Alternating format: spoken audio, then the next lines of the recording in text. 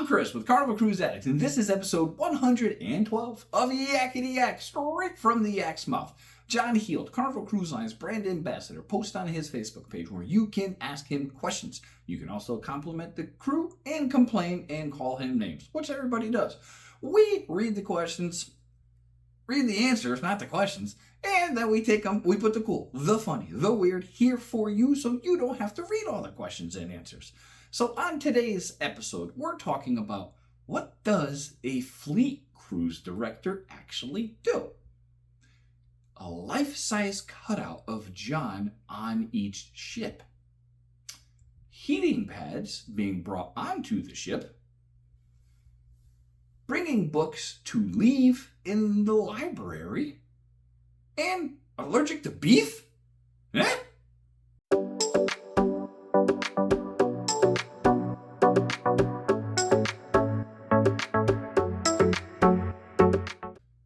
Alright, question one. This cruiser asked, what exactly does a fleet cruise director do?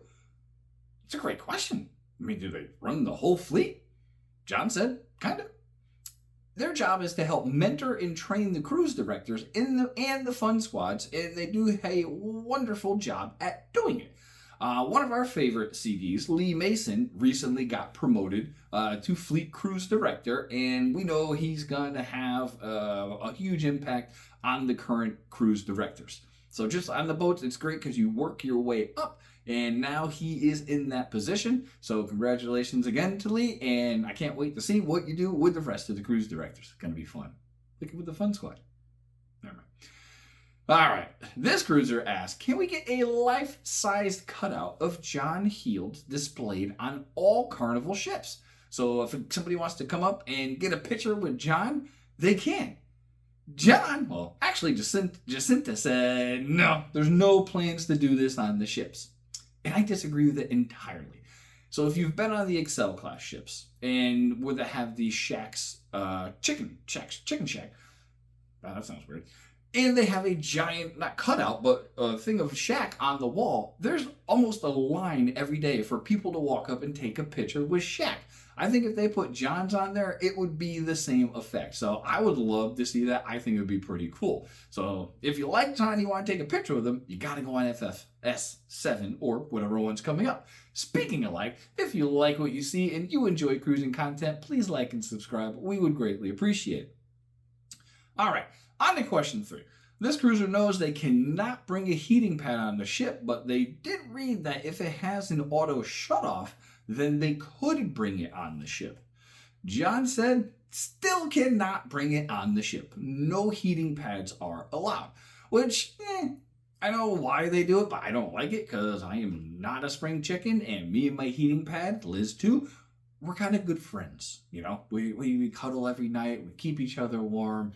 But yeah, we really do like our heating pads. That said, they do make, I think the thermal Gizik or something, the little sticky hot pads. Those you can bring on because they don't plug in. So there you go. All right, question 4. This cruiser is going on the Firenze, and they love to read. They have a ton of books at the house, and they would love to share them with others. They wanted to know, can I bring books on board and leave them in the library for others to enjoy? John said, of course you can. You can also hand them in at guest services or give them to any fun squad member, and they know they will be grateful. So if you've been on the ships that do have libraries, there's not many books there.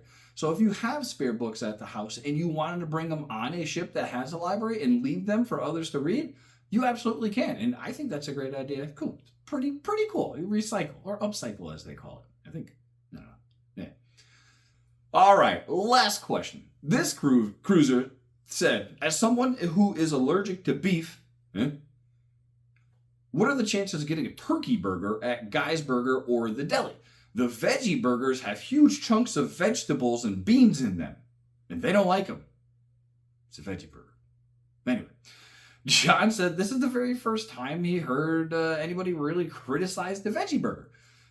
Liz eats them on the boat because, well, she's a vegetarian and she loves them. And she is picky when it comes to veggie burgers. She likes the Morningstar Farm brand. And there's like, I don't know, 8, 10 different flavors. She eats one, maybe two, because she's very picky with the taste and the style of the veggie burger. John went on to say there are absolutely no plans to bring a turkey burger to the ship's deli or guys. So to the person that wanted a veggie burger or complained that the veggie burgers has vegetables in it, it's a veggie burger. Anyway, that's been episode 112 of Yakety-Yak, straight from the Yak's mouth. Thanks for watching. Please take care.